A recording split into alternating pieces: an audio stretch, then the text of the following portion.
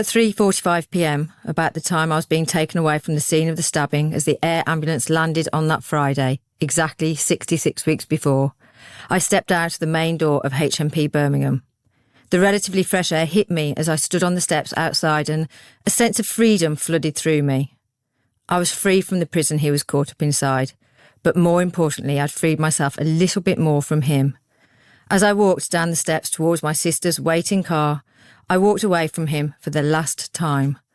My body heaved a sigh. This was my ending, my choice on how it was to be ended, not his. This was that chapter closed. Victims advocate for West Midlands Police and Crime Commissioner Natalie Queiroz MBE, describing leaving prison after finally confronting the man who tried to murder her. The words are taken from her book, Still Standing.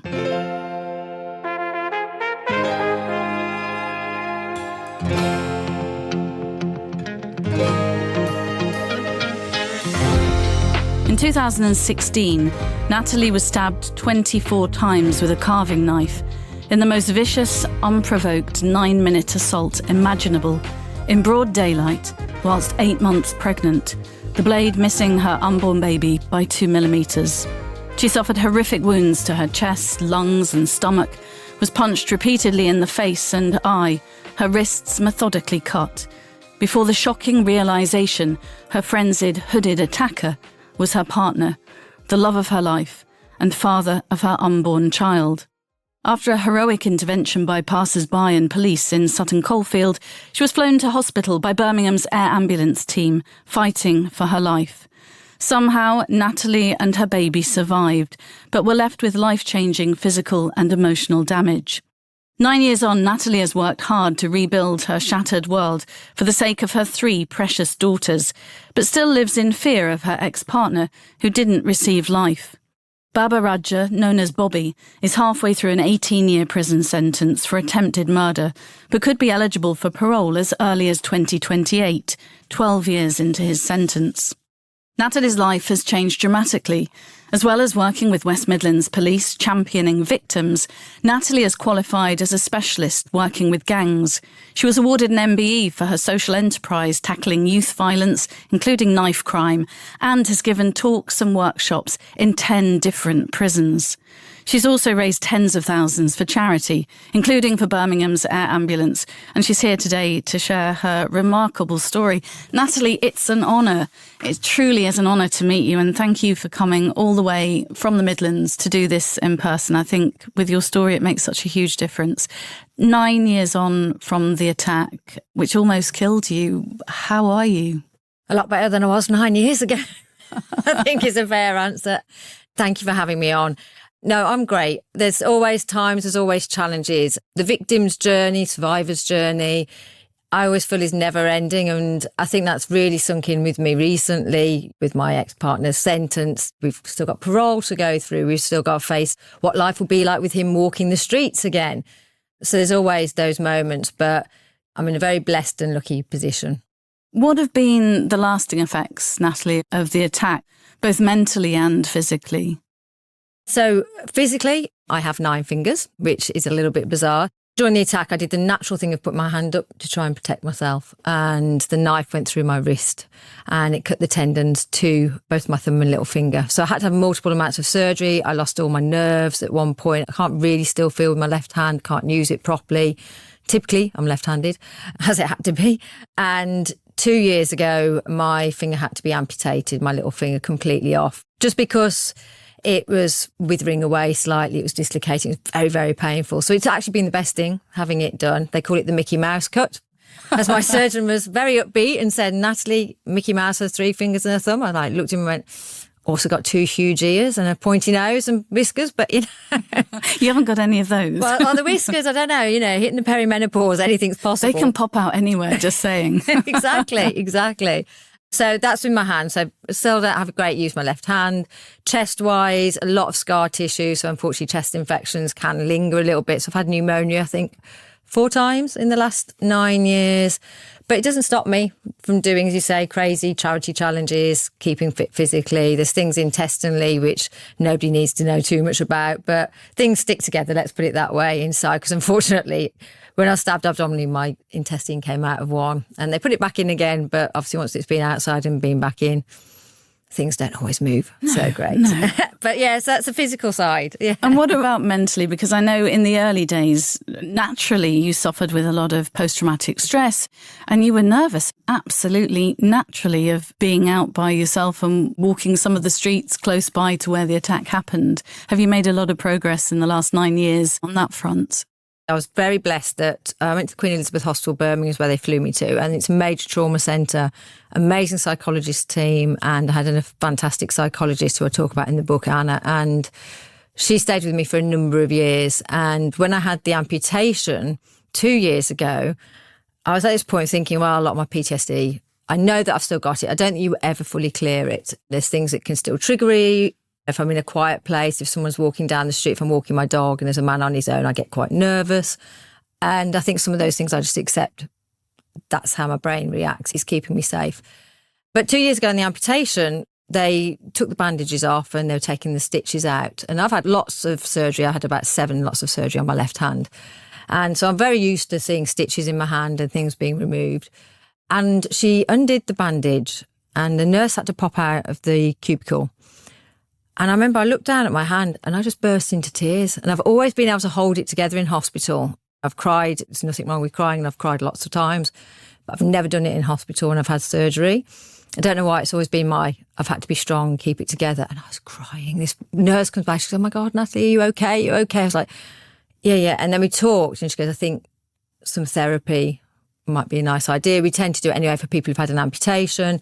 And what I found was the amputation had triggered almost like another set of locked memories. It was almost like your brain had gone, okay, I processed that part, but then I was having flashbacks to being airlifted. I was having flashbacks to that fighting for my life part. And I found I had a voice screaming in my head, I'm going to die, I'm going to die. And it was really unnerving. You're driving along in your car, you've got this voice and you're shouting, I'm going to die. It's like, what the heck? What's going on?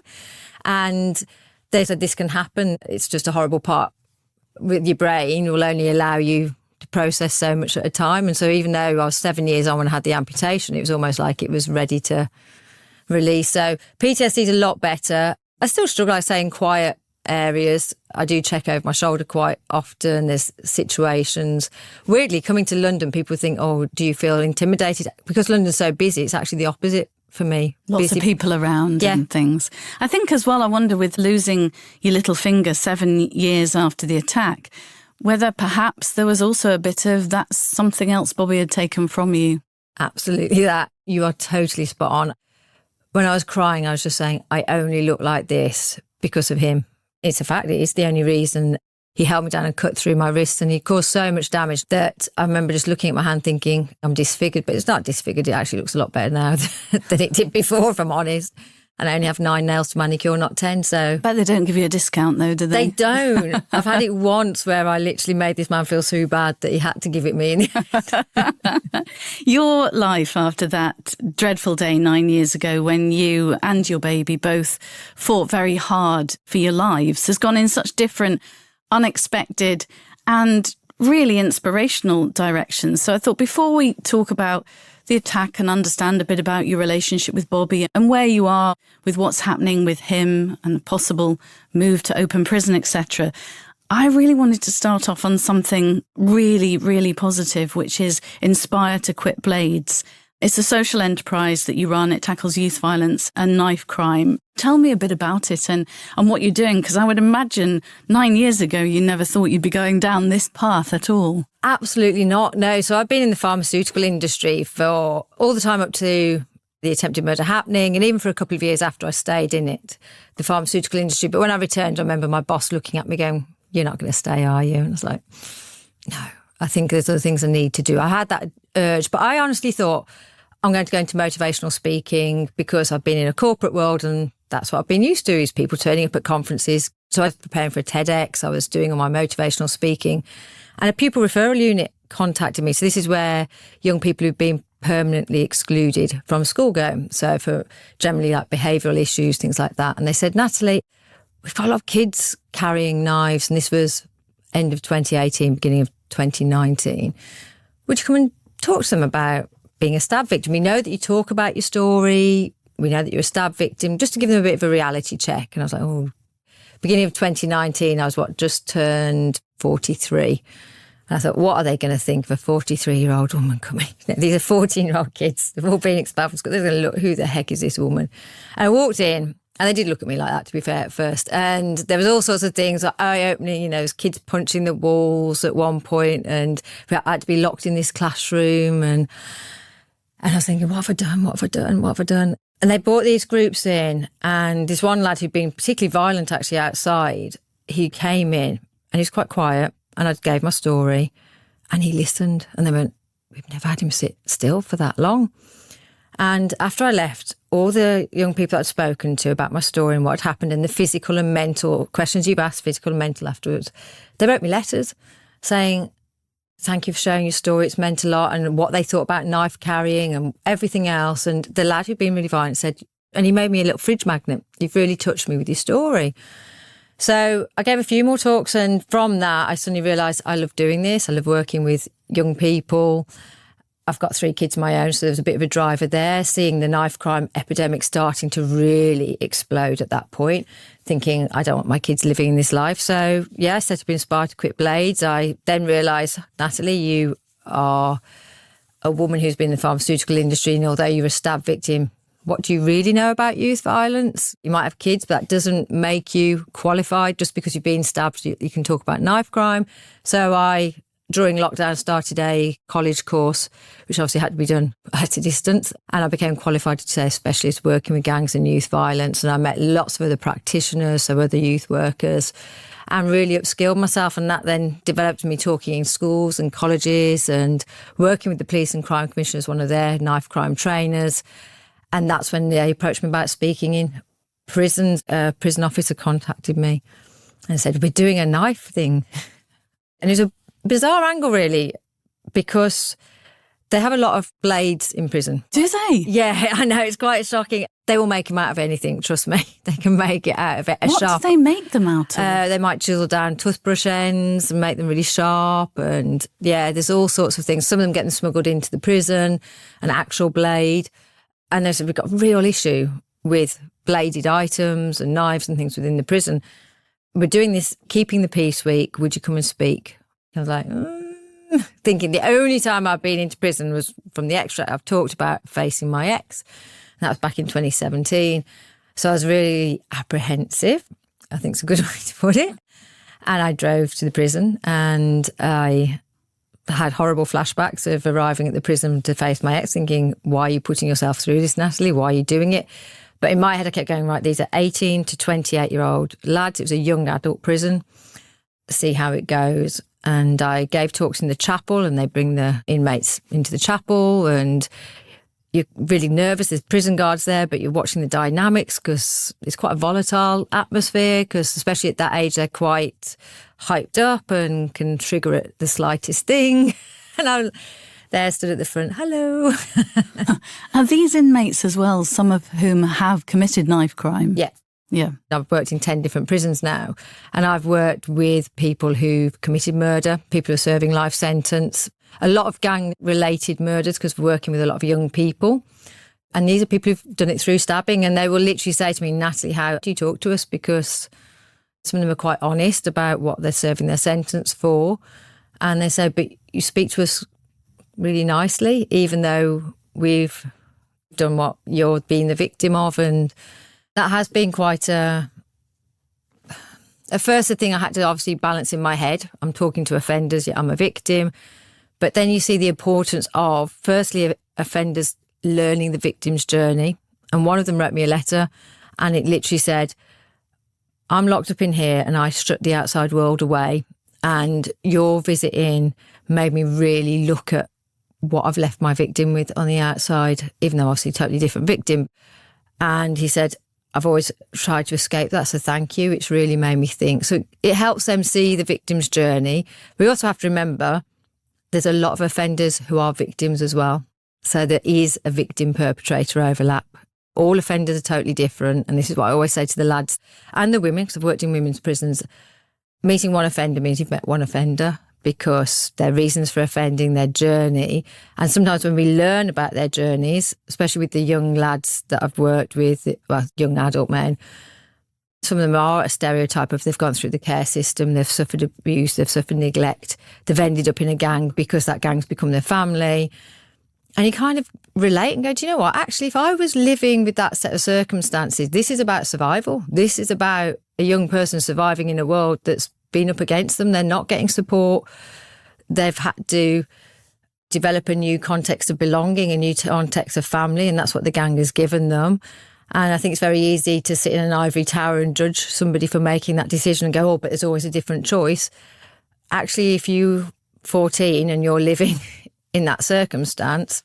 Yeah, it's interesting because I would imagine you listen to their stories with some compassion and kindness, because you can see often the journey they've gone on and how they've ended up in the situation they're in. When you go in, do you start by sharing your story? Do you tell them what happened to you and how do they react? What kinds of things do you describe for them that really do make them sit up and listen?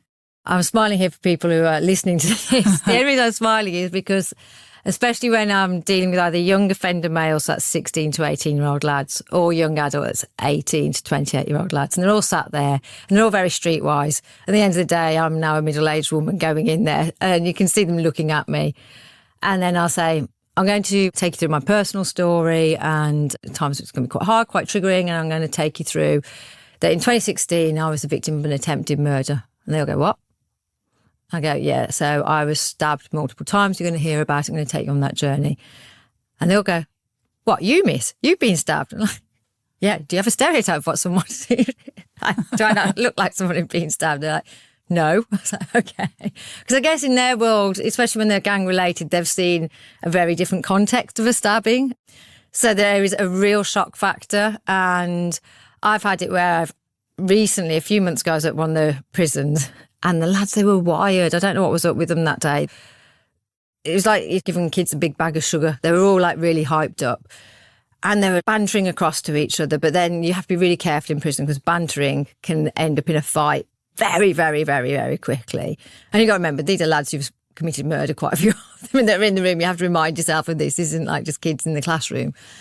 And in the end, I stood between these two lads. Honestly, I look back, I'm 5'4", okay, for the context of people listening, I'm 5'4", and I stood between these two lads and I was going, right, just stop it, okay? You stop doing that and you stop doing that, and I mean it now. You're getting my mom voice, I've had enough. And they sat there and went, yeah, miss. Anyway, later on, the one lad who I'd really told off, because I don't normally get to that point, but I was just worried he was going to get into a dangerous situation. He stood up and said, oh, thank you so much. I really appreciate you sharing your story, blah, blah, blah, and we're chatting.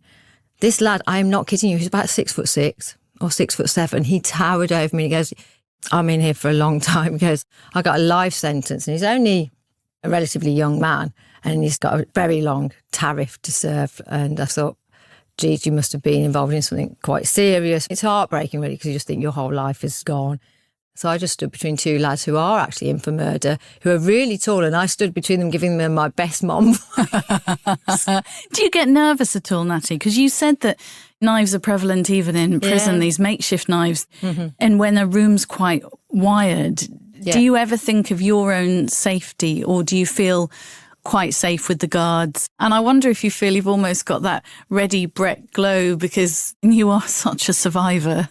A lot of people ask me that, how do you feel going in? And touch wood, being okay. I have been once where a fight has broken out, and that was quite scary. I had to be locked in a certain part of the prison with a load of prisoners whilst they dealt with oh my goodness, pepper spray literally outside of the room. And I thought, this isn't a great situation at this precise minute because the guys were having to deal with this fight. But generally, weird to say, a lot of the prisoners are really respectful of the fact that I've come in. So there is almost that respect there. They all refer to me as Miss, for example. And the guards are there, the guards are watching. They will take somebody out of the room. But generally, as soon as I start talking, sharing my story, it is bizarre. They do just calm down and listen. And that fact, I don't feel, probably that's what gave me bravery to go and stand between two lads. Yeah. I look back, that was probably a little bit of a stupid thing to do. Even like the colleague who was there and, what made you stand between the two of them? I don't know. I don't know what. I just gave them a really good mom voice and they did stop. So. Oh, will you share a bit of your story? We could talk forever and a day, and I've read every word of your book, Still Standing, which gives us a sense of who Bobby was in your life and an idea of the happiness you had. And then there's the attack, which was March the 4th, 2016. And the book ends just over a year on when you finally get to see him after campaigning very hard to go and confront him in prison. But will you give our listeners a sense of how you tell your story now, Natalie, so we understand what happened? Yeah, I think when I tell the story, I like to take people on a journey, a bit like I do with a guest with the book. And I think it's really important to set the scene of we were in a happy relationship, which sounds bizarre because obviously one of us wanted to murder the other one, so clearly it wasn't as happy. Humour seems to have got you through quite a bit. Clearly wasn't totally happy, let's be honest. So I'd known Bobby from when I was 14. So I went to an all-girls grammar school. He went to the all-boys grammar school. He was the year above me. We used to get the bus home. And I always relay the fact that if you can imagine an all-girls grammar school on the bus with an all-boys grammar school, at the end of the day, the hormones were just horrendous. I imagine just like first interaction with the opposite sex. So everybody ended up dating each other. I never dated Bob back in the day, dated his best mate, awkward. But my girlfriends from school ended up at the same university as his male friends. So they ended up dating, my friends and his friends, and they ended up married and with their own family units. So this wider circle always stayed together. Now, I'm 49. Facebook wasn't a thing when we were 20, but there was Friends Reunited, for people ever remembering that. Then that obviously progressed to Facebook. So I always knew what Bob was up to because our mutual friends and things like that. And he was always the kind one. He was always the one who looked out for everybody. He never got married, whereas after university and I got into the pharmaceutical industry, I ended up married and I had 2 children and then unfortunately separated from my 2 girls' dad and I unfortunately parted ways. We still got on great, but we're just rubbish married together. We parted company when the girls were quite young. And it was about a year after being a single mom. It was the year of the Ice Bucket Challenge. And Bob posted a video and on his social media, he hadn't really posted many videos of himself or pictures. So I remember being away with my best friend. We were like, God, there's Bob. Like, look at this video. And we were both intrigued because she'd known him for years as well. She'd actually used to date his best friend. I told you we were all just very incestuous. My best friend had dated his best friend as well. So she said, oh my gosh, that's what Bob looks like now because she's moved away from that group as well. He messaged and said, do you want to catch up for a drink? And to be honest, I didn't think of it as a romantic sense. I thought, yeah, he's a lot better looking as an adult than he was as a kid. And he said, do you want to go for a drink? And I went along and my best friend was going to come, but she couldn't turn up that night. So in the end, I went by myself to meet him. And this spark reignited. And weirdly, because our friends are the same, it felt so familiar. So we were talking about stuff from when we were teenagers and all the way through sixth form and everything. We'd hung out together and we talked about all the different things we did and talked about our friends. And it felt really normal and natural. And in the year that I'd been a single mom, I was over. That was a year and a half since I'd split up when I started. I'd done a bit of internet dating and that was an absolute car crash. Geez. So it's quite a relief to meet somebody that I thought was safe and everything else and well known to me. So we get together and he's never been married. He'd never had children. And at this point, because he was the year above me at school and he was also the oldest in the year, he'd just turned 40 and I was 38.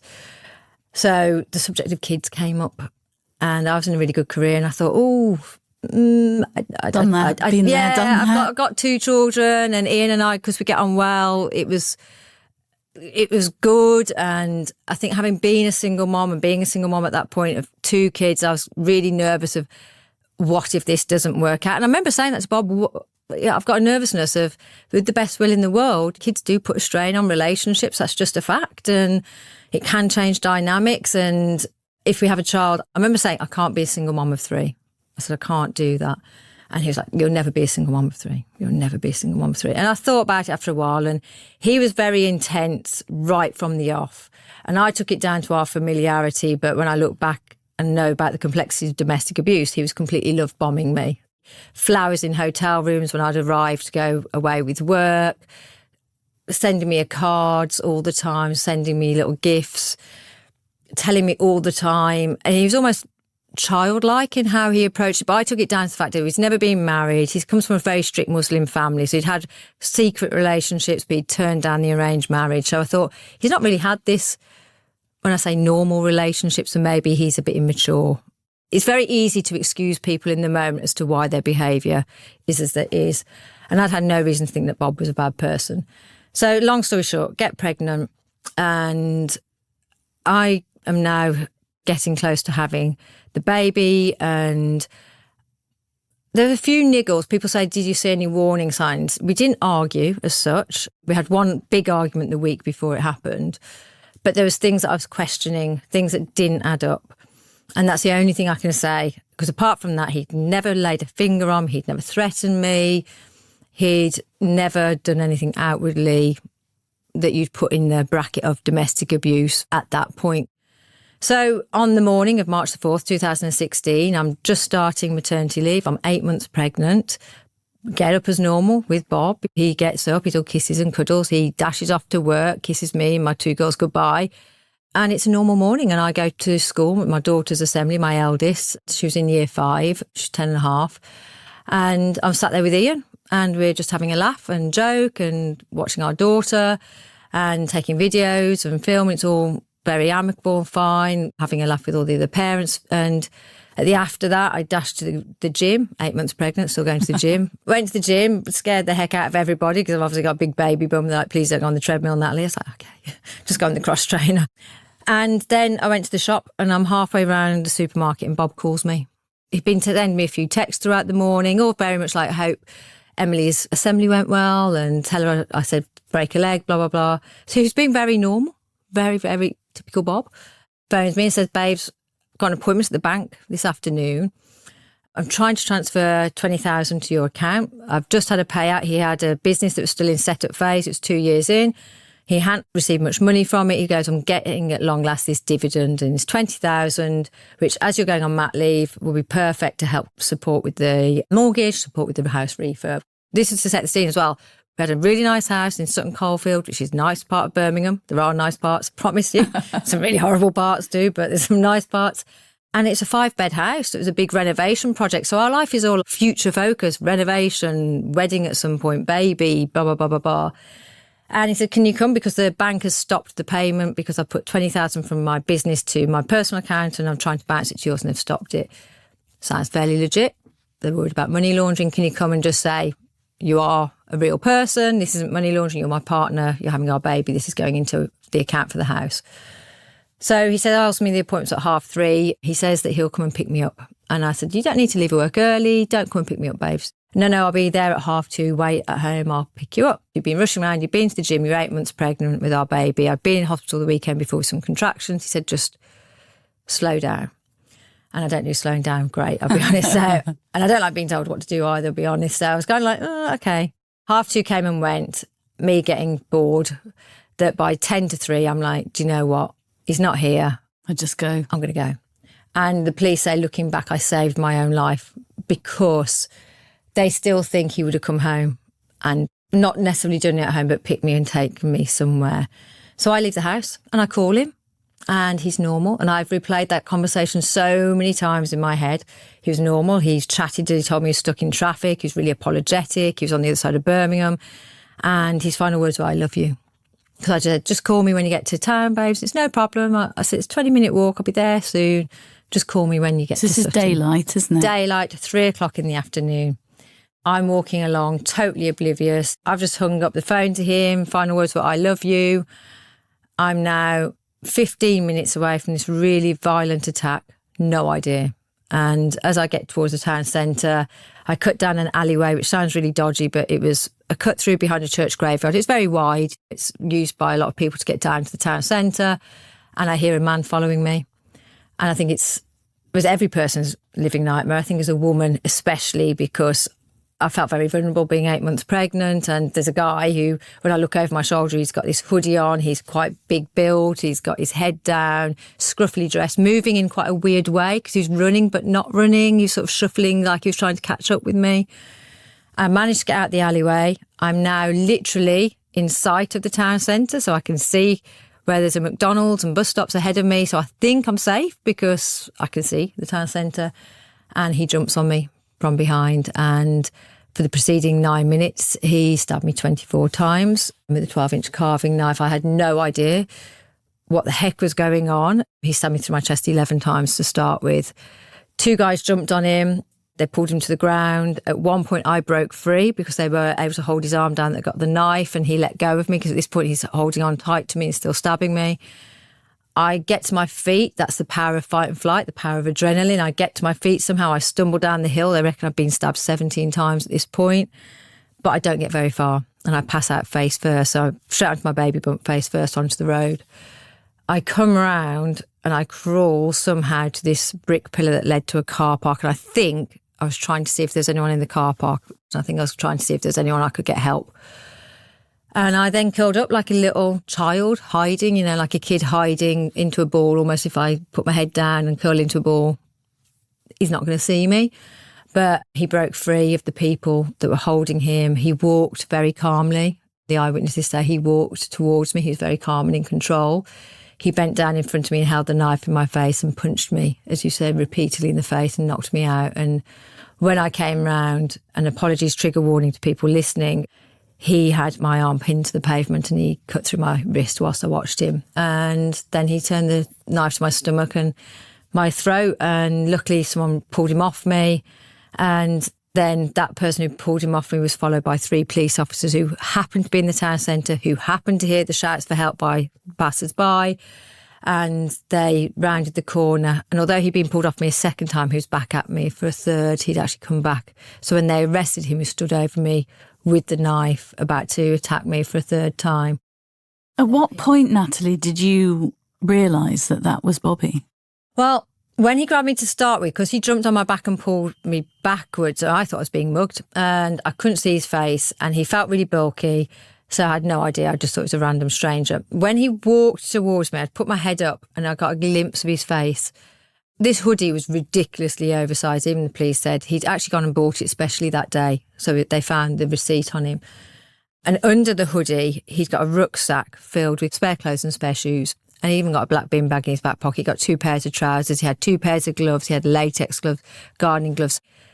If you can imagine back in the day, the Michelin Man as somebody very padded up kind of thing. He was literally padded right the way up. Almost those people who in the police where they wear those special suits where the dog can grab their arms. So he's really padded up. So he doesn't look physically like Bob, but I get a glimpse of the face and I thought, oh, it's Bob. And I remember being quite excited for a split second, thinking he's come to save me. And then I'm thinking, no, that's the man who's attacking me. And that's too fat for Bob. That's too big. He's a slim guy. That's too big. That's too bulky. When I had my PTSD therapy, I got quite upset and angry because they regress you. Part of your therapy is they regress you back into it. It's horrendous, really, when you think about it. I bet it's awful. I feel actually bad asking you to don't be relive daft. some of it. Honestly, it's fine. Podcast. It's absolutely fine. They regress you. You're living in the moment. And I said to my psychologist, he's in front of me. Why am I not looking at his face? Because when I was trying desperately to picture his face in that moment to help with my processing, my connection, it was Bob, everything. And she said, Natalie, and this is how clever our brains are. She said, your brain already knew probably that it was Bobby, but the only way you could survive was to block it out. It just had to be, there's a man attacking me. Because she said, if you tried to process it was Bob, because you were so in love with him, everything you thought was good, you're carrying his child, you'd have collapsed. And so when they arrested him on scene, I remember the police saying to me, do you know who that is, Natalie? And I remember saying, I think it's my partner, but it can't be. It can't be. I remember saying to the doctor who was literally said, you were fighting for your life. In the helicopter. Yeah. I've been stabbed. You're still awake, weren't you? Still So conscious. weirdly, they can't believe that I was. So my blood pressure was only just above what was going to survive. So basically, in summary, the knife had gone through the outer part of my heart. It had gone through my right lung. It went through my diaphragm twice. It went through my liver. It'd gone through the uterus carrying the baby, and it'd gone through the main artery in my wrist. So nobody expected me to survive. They're literally, she's going to go into cardiac arrest any moment now. And weirdly, I said about being at the gym, they said if you weren't as physically fit as you were, you probably would have been in cardiac arrest. Your system was good at taking that kind of shock. So you're in the helicopter, and what did you say? I was saying to the doctor, I was going, they think it's my partner, or I think it's my partner. Did you hear them say it was my partner? And clearly they're thinking, absolutely no way are we telling you this. So he's going, I have no idea, Natalie. So it's only when I was flown in, put straight into theatre, put into an induced coma, brought out the next day, really groggy, realising that I'm completely alone, being a little bit miffed because I come out of a coma. One, it's a complete lie that people look great when they come out of comas. The film's completely lie. I was dribbling and probably still blood all stuck in my hair and sheet white and looking literally like death warmed up, tubes hanging out of me. And my family weren't there. And I remember being a little bit miffed, thinking, well, they could have made the effort, you know. And your baby wasn't there. They'd had to deliver her, hadn't they? So they delivered her during theatre. Now, I'd been stabbed 3 times through the stomach and it had gone through the uterus. Missed killing her outright by 2 millimetres. I'll be honest, in the helicopter, they said to me, Natalie, can you feel her moving? And she wasn't moving. So we all took it. It was almost like an unspoken thing. Baby's gone. And I had to block it out. All I kept thinking in the helicopter was my 2 older girls, Emily and Isabel, Emily and Isabel. That's all I kept thinking over and over and over. To survive, basically. Yeah. I think that is a huge thing. And we talk about the power of mind. I think that was a massive part. I tried to calm myself down because I could barely breathe. It felt like I was being suffocated because my whole right lung was completely gone. So I'm keeping myself calm as best I can, thinking about my 2 older girls, blocking out the fact that I'm pretty sure baby's gone. Can't think about it. It's too horrendous. So when I come out of coma and they tell me, your baby's been delivered, she's alive, you have a daughter, but she's in a different hospital. And by the way, she's fighting for her life and she might not make the next 48 hours. So all of that information was given to me as I just came out of a coma. So my head's going, what's going on? What's going on? I'm looking for Bob. I'm looking for my family. Nobody's there. Like I say, a little bit miffed, thinking, well, they could have at least... Could have sent a card. Well, they could have been there. You know what I'm saying? Like that they are in the films. And then you learn, well, no, they were actually being kept away from me and nobody was allowed near me because now you're in the middle of a major criminal investigation. You don't think about it. You are witness number 1. You are the focal point. And because it'd been on the news and it hit national news overnight, nobody was allowed to speak to me because it could affect what I said. And my family weren't allowed to speak to me. My family were being interviewed that morning as well and they were told you can't speak to her until... Nobody's allowed to speak to me at all. So it's a really lonely and really isolating time. At the one point you really want your family. I'm trying to struggle with my baby might not survive. She is alive. Where are my other 2 girls? Like who's got my older kids? What's going on? All these questions. And then the police came up to me and they told me that they... obviously had the person under arrest and then that's when they told me that it was Bobby. I said, oh, I think it's my part. They told me it's my part, but I was like, it can't be. And every part of me wishing they were going to tell me, you're wrong. But deep down in my gut, I knew that I was right. And it's just like a little internal time bomb that went off when they said, it's him. And I remember I didn't scream. I just cried silently. I just lay there and it was so awful. It's like my world had imploded. I think as well you were left to also mourn the loss of somebody you loved and try and get your head around why would somebody that you had a seemingly loving, happy relationship do this to you and also to his own baby. He was clearly trying to kill you both, wasn't he? Yeah, and he admitted that. He pleaded guilty to attempted murder of me and they call it child destruction, which at some point we'll challenge because I was 8 months pregnant and to me that's attempted murder twice because she was a fully formed baby. Is that because they say, I think his defence said that because she was a fetus and not a fully formed person, they could get away with that? It's in utero. So the fact that she's in the uterus still, even though she's a fully formed person, but because she's not independently living from me, it's attempted child destruction. So this stopped him getting life, didn't it? Well, you can get life with attempted murder. The really frustrating thing is that Bob pleaded guilty. And let's be honest, he had to. He was caught by West Midlands Police standing over me with the knife covered in blood. It wasn't exactly Cluedo. It's not like Colonel Mustard in the drawing room with a candlestick. It's really obvious who did it. When you say red-handed, he literally... There were photographs of him too, exactly, weren't there? There's photographs of him, everything, caught by the police in the act. And he pleaded guilty. Now, it's a horrible part of our justice system. When somebody pleads guilty, they'll look at certain factors, but policing doesn't go as deep into the investigation. Because I remember the DCI, and he's a lovely man, but I remember him saying, Natalie, we haven't found a motive, but without sounding harsh, we don't need to. Because he's pleaded guilty. So he would have had a lot more scrutiny and they'd have looked into things a lot deeper, which then would have secured probably a life sentence, because they would have seen the manipulation and this whole double life almost that he was leading. They would have seen what a dangerous, fully dangerous character. Obviously, he's clearly a dangerous character anyway, but it would have highlighted more of the psychopathic element. And also they would have presented that in detail in court. So when you plead guilty, you go straight to sentencing. And on sentencing day, they go through the evidence. And the Crown prosecution, and I say this even in the role that I do now working with the Police and Crime Commission, I'm quite vocal about it. The CPS barrister was not great, and that's putting it politely. CPS barristers, the Crown Prosecution Service barrister who will do the prosecution, so they're acting on my behalf, as it were, they're prosecuting him as the defendant.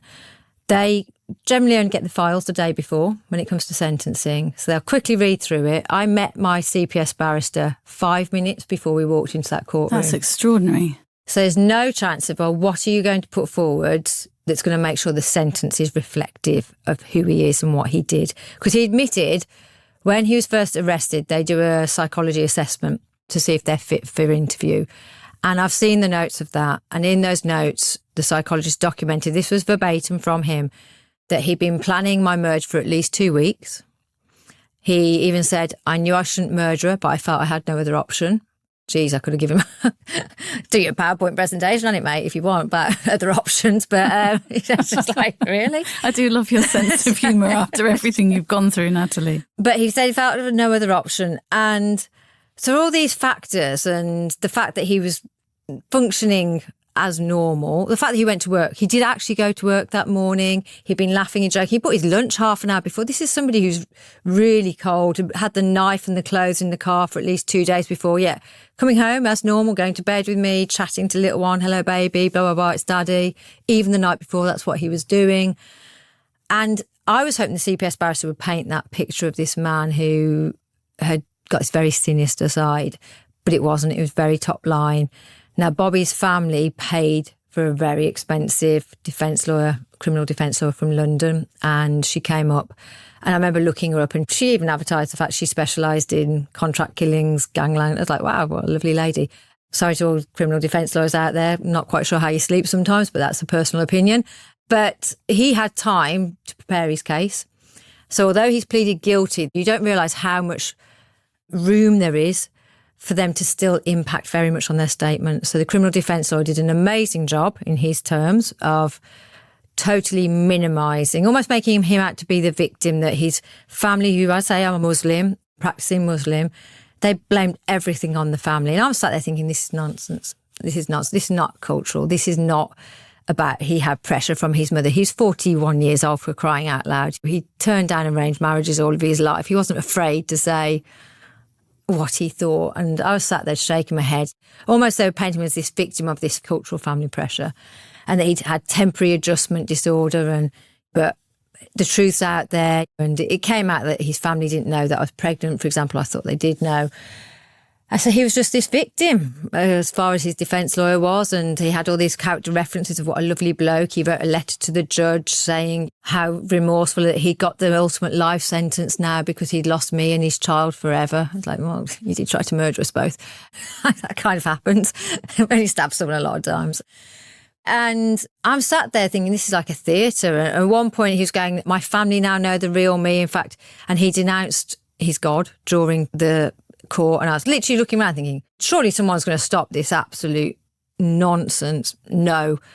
And that's where I felt very let down by the justice system, I'll be honest. And when we came to summing up, the judge did at first start saying this could really get a life sentence. And we do give life sentence for attempted murder, especially because there's attempted child destruction.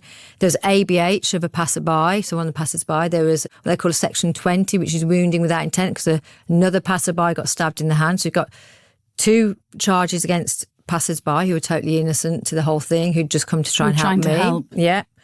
Attempted murder me, attempted child destruction, a little one, and carrying a knife in public. So 5 charges. I've only got 4 fingers. So listeners, I'm holding up my one hand. Which she is holding up 4 fingers at the minute. 4 fingers. Beautifully manicured. But said you're a dangerous man because there's no warning sign. Because at the end of the day, generally, if people have got, say, substance misuse, you can see a pattern of someone's decline, or you can see decline in their mental health or their anger.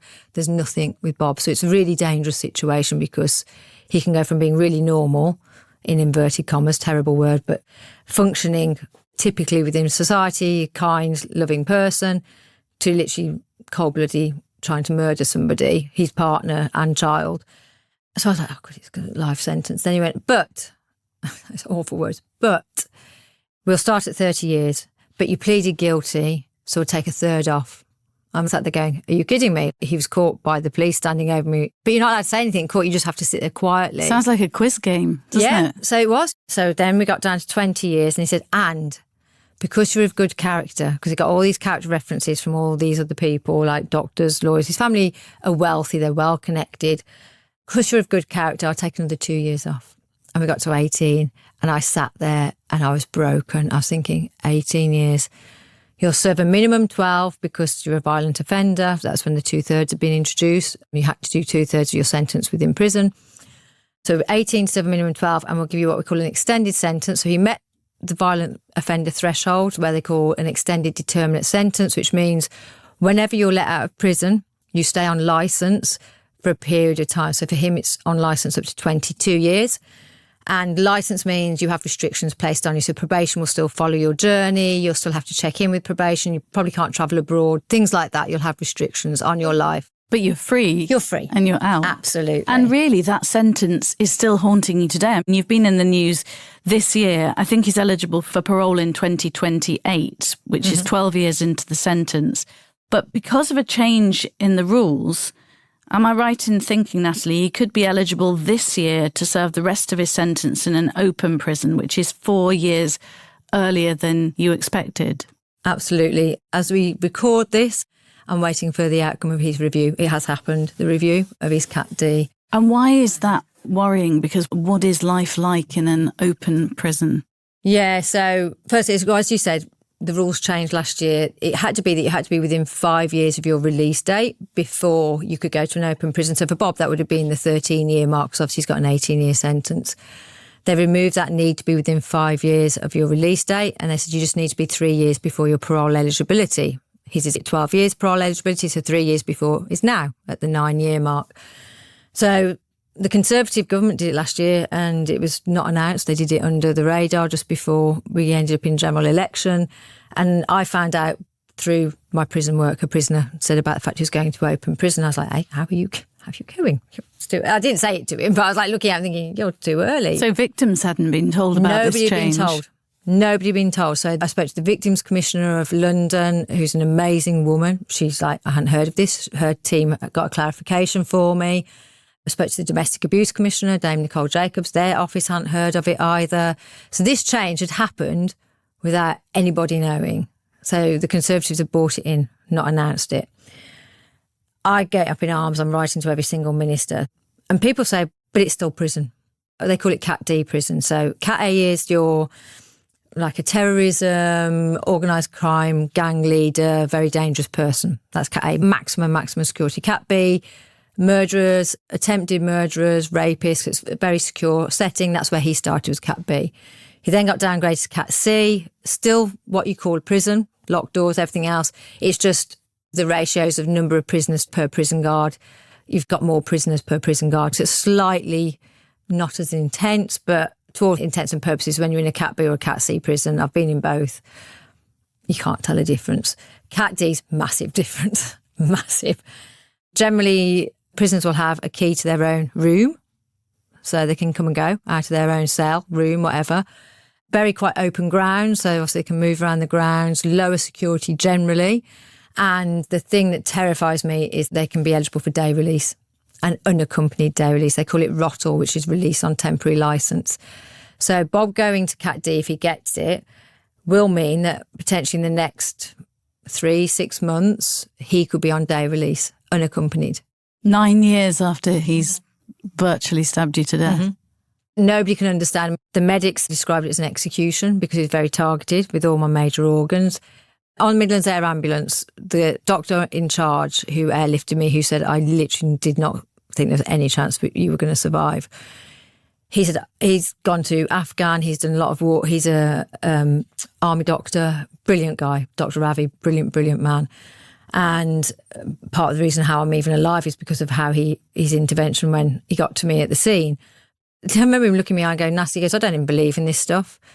He said, but the angel or something was on your side because I cannot explain how you're alive.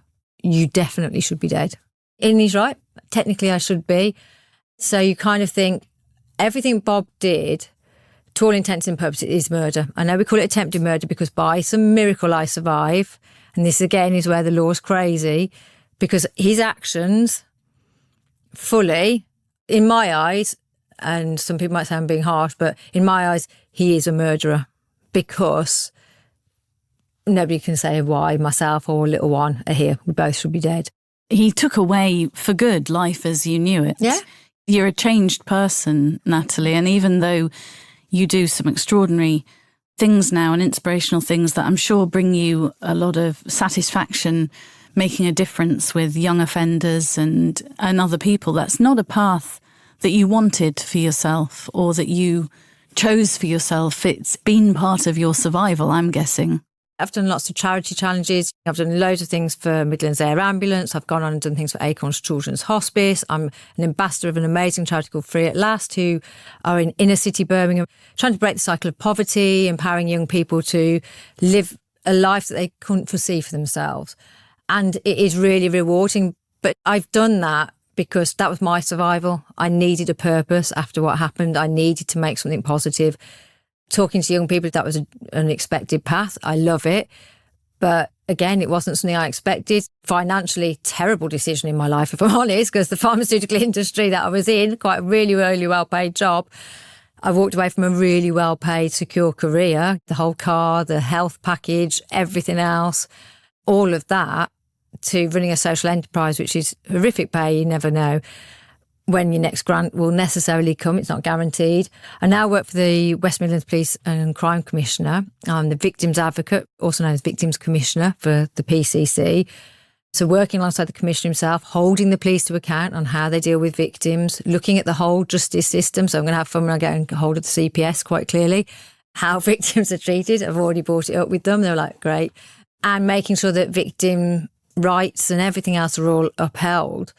And it's great. It's a bit more of obviously a secure job than just doing my social enterprise. I do social enterprise 1 day a week now, 4 days a week. I keep forgetting how many fingers I've got. 4 days a week. Actually, 4 days, that's all right with your left hand. Yeah, I can do 4 days as long as I don't go like that, because it's 3. For the purpose of the listeners, I'm bending my thumb in because that's what we naturally do when we hold up 4 fingers and then realising the little finger's not there. So I have to hold up my thumb as well. 4 days with the Police and Crime Commissioner as Victims Advocate or Victims Commissioner. And you're championing victims' rights here, aren't you? Making sure that they're considered in the mix and that they get the rights, presumably, that they're entitled to. Yeah, because there is actually a Victims Code of Practice. From the moment you report a crime, there is a whole series of rights all the way through to when your offender has been charged, if they get to that point being charged and imprisoned.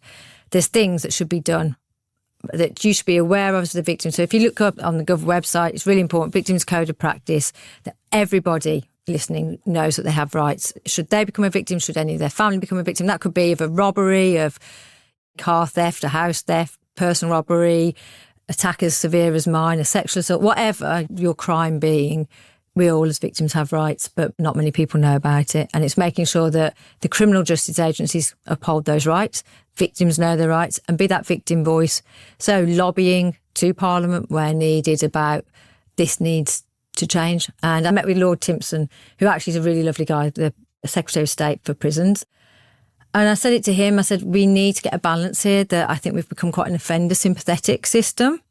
And I totally am on board with rehabilitation and rehab. I go and give talks in prisons. I wouldn't do that if I didn't think that people could change. That's a really important thing, because otherwise, if we can't rehabilitate people, where are we at as society?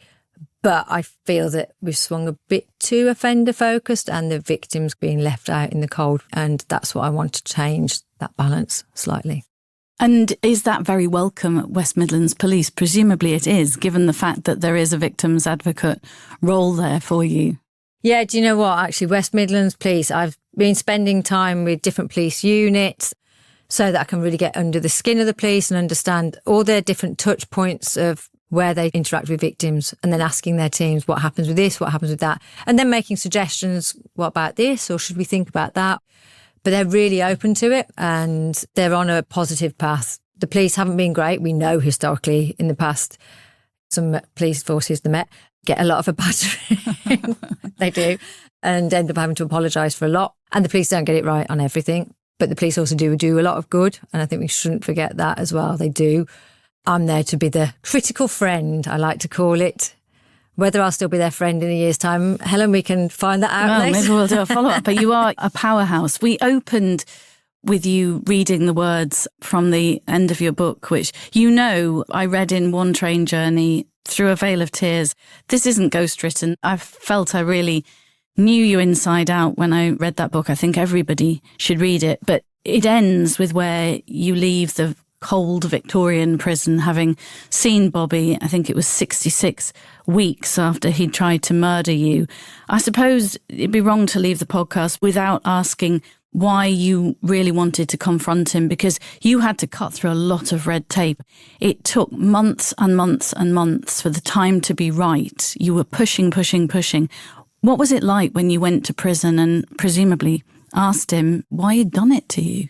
Yeah, and a lot of people do say to me, because it's really unusual for a victim of an attempted murder in any scenario to want to face the person who tried to murder them, full stop. Then you add in the fact this is attempted domestic homicide, because there's obviously the domestic element of us being partners. Even more so, that's unheard of. But right from being in hospital, I remember saying to the DCI, the Detective Chief Inspector, I said to him, I want to face him. I want to know why he did it. He was like, Natalie, you can't. I don't care. I want to speak to him. They're like, Natalie, you can't. I said, he left home as normal this morning. I've known him 25 years. I want to know why. I want him to look me in the eye. And when we got to court, we had 2 plea hearings. He deferred his first plea hearing. He came in on video link, and we did the second plea hearing, and he pleaded guilty. Then we had sentencing. Sentencing was the first point that I'd seen him physically, as in he came in on video link for the plea hearings. I was present for that. Again, unusual for victims to be present at that, but they knew in the end. They were like, "Oh, we're not going to bother arguing. we're not going to keep her away from this." They were like, "Victims don't normally come to plea hearings, Natalie." I was like, "Well, I am." I don't blame you. It was really important to me to hear him say the words guilty, just like it was important for me to make him look me in the eye. So when we went to sentencing, he would not look at me. He literally would not look at me. We spent a whole day in Birmingham Crown Court. He didn't look at me once. And I was like, you are going to look at me. You're going to explain this to me. I've known you since we were 14, 15. It was just that determination. I don't care what you say in that conversation. You're going to hear from me about what you've destroyed, how much you've destroyed me. You needed this too, didn't you, yeah, to move on, I'm my guessing. journey, yeah. It didn't give me full closure. A lot of people say, does it give you closure? But it's a key part. I would say it's a key empowering part. It's getting that power back again. It's saying, actually, I'm going to be brave enough to walk in that prison. I'd never been in a prison in my life. I had no idea. HMP Birmingham is a complete catfish, because it is. The outside of HMP Birmingham, they've got this really fancy blue, quite modern front. And then you go through, and I wasn't even in the visitors block. They took me within the prison to the prison offender manager unit. You go through these gates, and I remember going through. First of all, there was a fire engine there, and I'm like, oh my days. And they're like, oh yeah, someone set fire to one of the kitchens. Great. So I'm stood by these gates, and it's like something out of Shawshank Redemption. Like these really high gates, and I'm standing there. And then I look, and it's just this, as you described, it's a Victorian prison. It's really old. And it is literally how you'd envisage prison to be like. And there were sheets hanging out of windows. They're shouting at each other. There's the recreation yards. They've got one prisoner out in the rec yard, and I had to wait for him to be put back in. And then they walked me past all of this block, and there's people shouting out of windows at me. And it was just surreal. And then I went into this horrible cold stone building. And all the time you're thinking, what am I doing? But I was so determined, even with all of that, I'm going to face him. And I looked at the room, and I remember they took me downstairs, because this room was upstairs. It was a room they used for education. And I'm downstairs, and they said, do you want a cup of tea? I was like, oh, that'd be lovely. Like, Jesus. I think I'm writing the book about the fact I wasn't watching Countdown with my gran, but there I am. Oh, yeah, that'd be lovely. Typical Brit, aren't we? Like, I'll have a cup of tea. And I heard them bring him in, and my stomach was somersaulting. I was thinking, am I even going to have the legs to stand to go back up these stone steps? And I went to the toilet before I went, and I thought, like, nervous last minute wee probably, and I stood and looked at myself in the mirror. I was like, you've got this, Nat, you've got this. And I think I was just building myself up, going, just do this. And I made it like a business meeting, because I think that was my normality. So I had a folder, and I had an agenda, and I had different sections. I was going to ask him questions about The way I describe it is like having a jigsaw puzzle, but pieces were missing, and he had the pieces that I needed, the answers. So the questions I needed to ask, the photos I wanted to show him of my injuries, because he'd bypassed that, because obviously court hadn't shown them because we'd gone straight to sentencing. So the judge had them, but they hadn't shown them in court. It's like, no, you're going to look at the photos of my injuries, what you did. Do you know what? He looked at those photos. He literally looked at it as if he was looking at a biology textbook, and he was looking at the photos, and we were so close to each other. We'd just got a very low coffee table between the two of us in this room. So I walk up into the room. He's already sat down with two prison guards behind him. I sit down opposite him. I'm by the door because they put me by the door in case they need to get me out quickly so they can bundle me. They don't want him, obviously, between me and the door. All these things which you're trying to block out of your head why this is being done, but you know why it's being done. And I sat opposite him, and aside this coffee table, our knees would have been touching. And I remember looking at him, and he was very together, very, very together. I was there holding back tears, shaking, thinking, don't be sick. Excuse the expletives, but I remember saying, well, this is a bit of a fucker for you. I'm here today, isn't it? And he was like, what?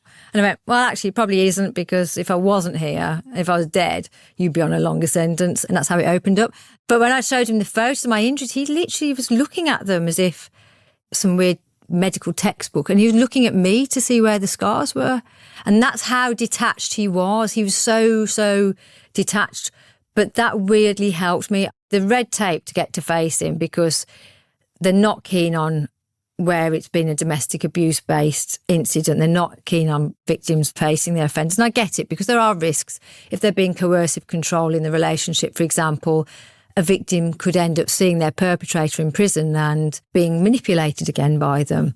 But I think they got the sense, no, that's not going to happen. No. She ain't going to get it. Did you get a really clear answer, though? I sense from the book you didn't really get a clear answer of why you did it. And you did get a slight apology, didn't you?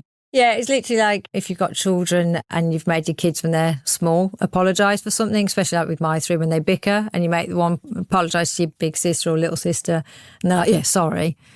It's like he knew, which in a way fits in again with the psychopathic profile. He knows that he has to say that because that's what a normal, in inverted commas, person does. But it was very devoid of emotion when he said sorry, because when I pushed a little bit deeper on some questions, I said, but I don't, because at this point I found out that everything he's told me is a lie. Everything he's told his family, as in his mother and siblings, his father had just passed away when we got together, so he wasn't on the scene, but everything he told everybody was a lie. He creates complete charade, but he was the perfect person to anyone who met him. So very manipulative, very in control. And I think as it got close to me having the baby, that control just fell apart. And in his crazy head, get rid of the main lie, me and child. All will be fine. You started a new chapter when you walked out of that prison that day. I get the sense that your new life properly began when you'd done that. What's next for you now, Natalie? And you've filled your life with 3 beautiful children, an incredible family as well, by the way, and that comes through your mum, your ex-husband, your friends, everybody really rallied around to support and help, and your sisters. But what's next? What do you want out of life now? And do you ever sit back and look at this extraordinary work that you're doing in an arena that you would have never, I would imagine, worked in? There's still so much to do. There's so many different parts of victims' rights that I really still want to advocate for. There's still things in the system that aren't fair. And although it will never affect me or benefit me, there's things that I still want to lobby and champion for. So, for example, like with the open prison, I want it that domestic abuse offenders, especially violent domestic abuse offenders, that they don't get this early access because there is a victim on the outside and it's too late for me. But I still want to lobby for it for other people that I've just said maximum 12 months before they are eligible for parole. You get 12 months to test them out in the system. And I said to Lord Timpson, and he said, we want to test them out first. I said, well, 12 months, that's more than enough. If at 12 months, the parole board say we're still not sure how they're going to function, well, parole eligibility, we have to remember, is the minimum term that somebody can come out. So I said, well, you just give them another 12 months because they're not at the end of their sentence. To me, it's just like where they've got a victim who's terrified on the outside.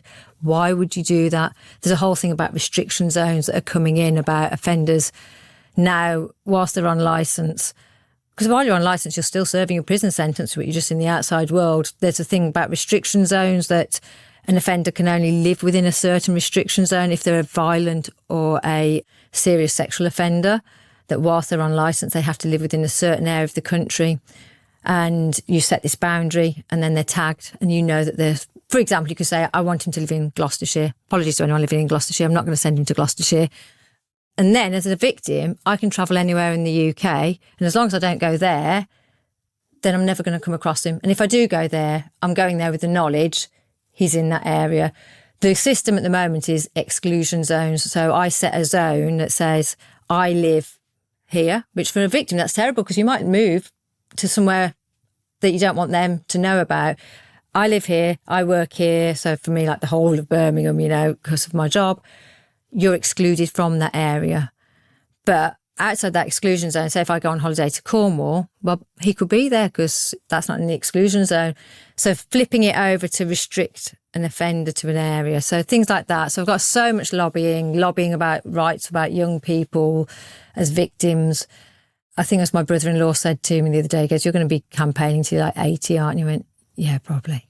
Yeah, I think any victims of the kind of crime that you talk about should feel very blessed that you're there. And I think you're making an incredible difference, Natalie. And it's quite something, actually, to read your book, which was 9 years ago, and then to see you walk in today, a very strong, beautiful, wonderful woman doing incredible things, which earned you an MBE as well, which was great. That was for your work in this kind of field, wasn't it? So I just want to say a massive, massive thank you for sharing your story, and anything we can do along the way to support, you know where we are. Thank you. Thank you so much for having me. Lovely to speak to you. You're so welcome. You've been listening to Natalie Queiroz MBE, sharing her unbelievable story of survival, courage, resilience, determination, and many more adjectives. Someone who's dedicated her recovery to her 3 daughters, but used her attempted murder to make a difference in the frightening world of youth violence and knife crime. Download and subscribe to our series at convex.podbean.com, or search The Convex Conversation on Spotify, Apple, wherever you listen to yours, and do give us a review and a follow if you like our stories. I'll be back next week giving you an insight into the fascinating world of mushrooms and the fungi kingdom with former CNN style editor George Webster, founder of the Functional Mushroom Company. Join me then.